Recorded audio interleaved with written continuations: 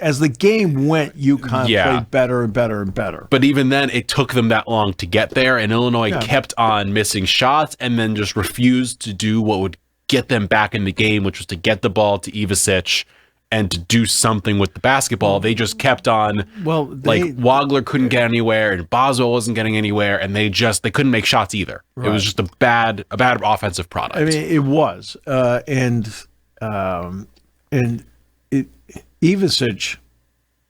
It's not as if Ivasic can't hit threes, because he can. Yeah. And did he hit one in this game? Yeah, he did. But you've got a size advantage inside. That was the thing, is like he is. And they did a lousy job, I thought, of matchups in the game. I've got a matchup advantage in the post. Use it. They kept popping out and taking jump shots. And what happened in that game is that the first half they're doing it, and they're falling behind, and they're falling behind, and they're falling behind. Well, then you fall behind, and when you fall behind, now you feel more compelled to take more threes. It's the equivalent of trying to hit the 6-run homer. Like, no, okay, you've got time. Run your offense. Yet Illinois acted in the second half, in the first 5-6 minutes, like they were running out of time. Like, you're not running out of time. No. Right? And that's how they played. Now, look, Caravan did not play the greatest game, but he's such a guy that keeps everybody connected. Ball played his best game of the tournament. And I know he got hurt. He hurt it. He apparently twisted his ankle, I believe. Yeah. But he is he got an MRI. He'll play tonight. He'll play. So will Yaxel, who we'll discuss in a minute. Okay. Mullins getting off to a good start, huge. But then as the game went, I mean, Mullins got off to a great start. He had a donut game. He hit a big shot late, and he hit big shots early. In the middle, he's missing. I mean, I'm talking airballing floaters. Right? This is what I'm talking about, bad basketball. Airballing floaters. How many shots are short in this game? I mean, over and over and over again. You've had a week off. You've got your legs. And you flip it the other side for the UConn piece. I was waiting for, they had moments in the second half where they'd get it to Reed, and he would dominate, put it in the basket. He'd put this guy under the hoop, and it was just that's what they need to do. And then they stopped doing it. And I was like, I know. And I sat there, I was like, well, Ivasic is in foul trouble, and Mirkovic can't defend him, and Wagler can't, and then they got to bring in Z, and Z isn't a defensive guy like that. He's a blocking shots defender. Right. You can put him in the hoop, do it every time, and they just stopped doing it. And again, at that point, Mullins wasn't making shots, and I was just put him in the basket. Right. Both sides, it felt like on offense, couldn't get it going. It was UConn's defense that won them the game in terms of they had UConn's defense, 6 steals in the game, and they rebounded really well on both sides, and it was just, to them, it was Illinois missed enough shots, and they didn't play any good enough offense and fight against UConn's defense well enough to do anything, versus the other game where Michigan got out to a hot start and just never looked back. Elliot Cadeau. But what did the two teams do that won the game? They played the vast majority of the night with the lead. And how many times have you heard me say that? If you play with the lead, it's a little easier. It's easier than playing catch up. In other words, you're out there, you're playing with the lead. Right? You're forcing the other team mentally to play uphill because you get out to the lead. We all love the dramatic comebacks.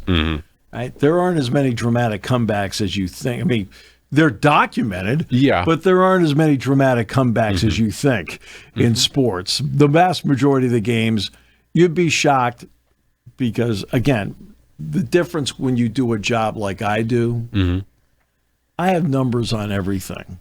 I don't use them, except I'll tell you when I do use them. On shows such as this or in the pregame show, football, basketball. I don't use them in the game. Yeah. Well, I'll give you one. I think people would be shocked to know exactly what the records are of teams when they lead at halftime. I see all the dramatic comebacks and the whole thing. Yes, you do see some dramatic comebacks. And dramatic comebacks are fun. They're exciting. And they get more popularity. Right? Well, because it's fun, exciting, it's dramatic, the whole deal, and it makes Sports Center, and everybody gets, wow, did you see that? The vast majority of the games are, and I mean vast majority of the games, are not like that. I would say 8.5 to 9 times out of 10, and I'm not exaggerating, 8.5 to 9 times out of 10 in football and basketball, the team leading at halftime wins the game. It's shocking because, I mean, I have all the records there. Okay? Even teams that are mediocre. You'll see teams like, that struggle, whatever. You look at them and go, okay, they may not be leading a lot at halftime, but they're 7-1 when leading at halftime. Unfortunately, they're 0-12 when they're losing at halftime. Right? But you would be, because it's a stat I have for every team. Most teams put it in their game notes. It's really simple. Yeah. And that's why when I talk about playing with the lead, I've got evidence to show you win the first half. And guess what? You're normally in pretty good shape the rest of the way because now you're making them play uphill.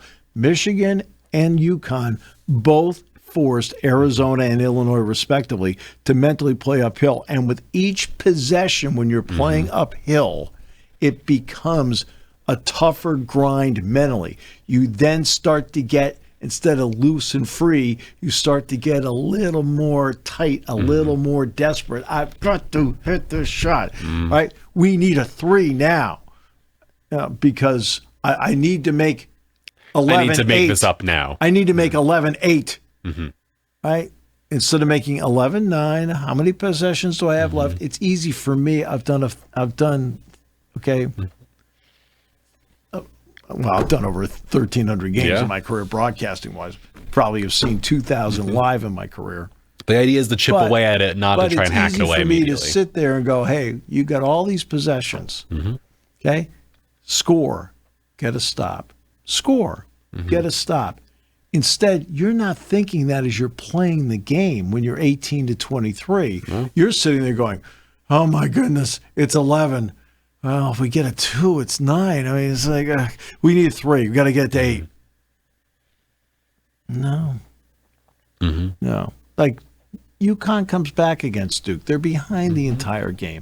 It's dramatic. Mullins hits the shot. They win the game. It's the story of the tournament. The reality of the tournament is what you saw in the Final Four. The reality of the regular season, right? You play well and you have the advantage by halftime. 9 times, 8.5 to 9 times out of 10, you win. Yeah. And it's the same thing in football. It's the same thing as long football. as you can steady the ship and just not make a mistake.